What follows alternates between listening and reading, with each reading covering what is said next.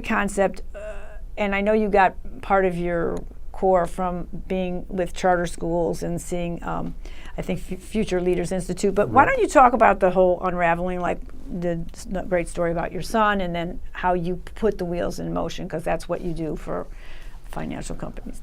Well, I set out and wanted to join a board of a charter school, or a school really, and I ended up actually used Robinhood as a placement source, ended up on Future Leaders Institute's board.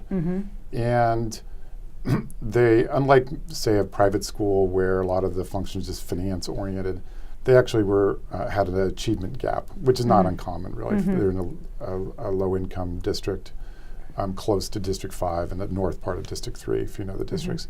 So it wasn't like I could just do what a lot of board members do and just focus on the audit committee. So I felt like there needed to be something done on the education side. But I'm not an educator, so I didn't want to change their program during the school day. Right. So they're a charter school, but they were split off from a public school. So they had their day kind of divided into two pieces, sort of the normal public school day till 3, and then they had an enrichment program, but was done by outside consultants and wasn't really that academically oriented. So what I wanted to do was try to add value, but not change what they were doing, because then, of course, you can make things worse. And also, I'm not an educator, so I don't want to try to micromanage their situation. Or ruin the rhythm of the way the kids are used to the school function. Exactly. And, and there's been some examples where people come in and change things completely and make them worse, or we just don't know.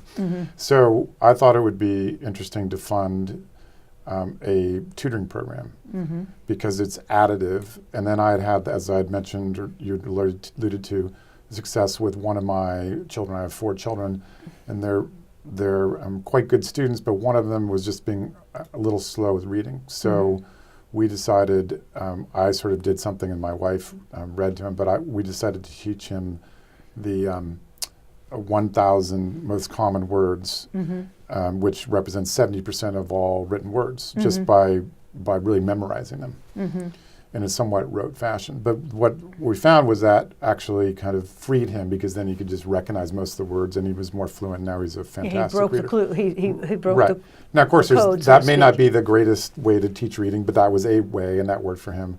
But so to me, the learning really was, so if somebody's behind, you add more hours and some attention that you could quickly catch them up. And so we started to really experiment with that at Future Leaders Institute.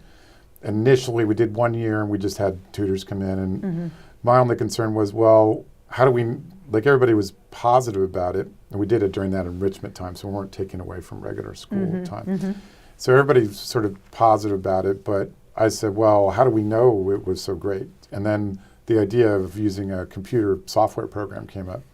And there's one that had been tried at the school. It's called Success Maker that Pearson developed. And so we tried that. And I thought the results were fantastic, because you got exact data on how much the students were spending, how much time they were spending in both math and English. You mean on the because they're doing it on the computer? Yeah, they're doing it on the computer, so it keeps track automatically of what time you're spending. Yeah, in school they do that. Because, of course, it's a challenge for any organization, particularly nonprofits, to develop all the data that people want.